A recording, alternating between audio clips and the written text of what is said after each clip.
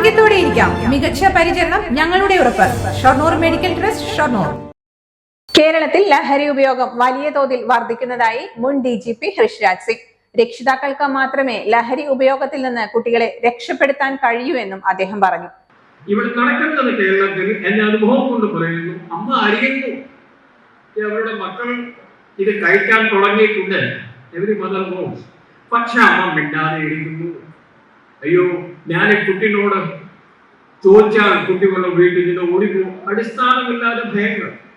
കുട്ടികളെ ഓടിപ്പോകുമ്പോ കുട്ടികളെ ആത്മഹത്യ ചെയ്യുമോ?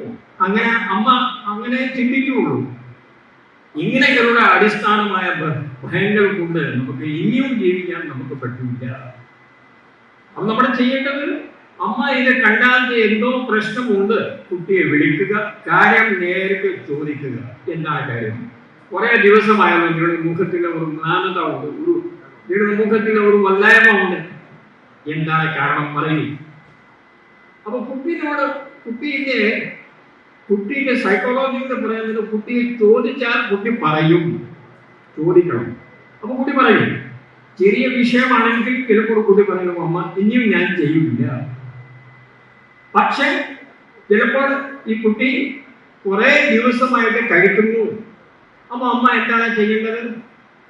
എത്രയും പെട്ടെന്ന് സ്കൂളിന്റെ കൗൺസിലറോ ഇല്ലെങ്കിൽ വേറെ കൗൺസിലറുടെ അടുത്ത് കൊണ്ടുപോയി കുട്ടിയെ ചികിത്സിക്കണം. കൗൺസിലർമാർക്ക് കുട്ടികളെ നിയന്ത്രിക്കാൻ അറിയാം.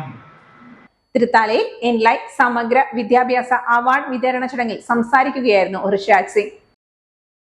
ചിത്തര women's academy, SMP junction, Shoranur, opposite private bus stand, Pattambi.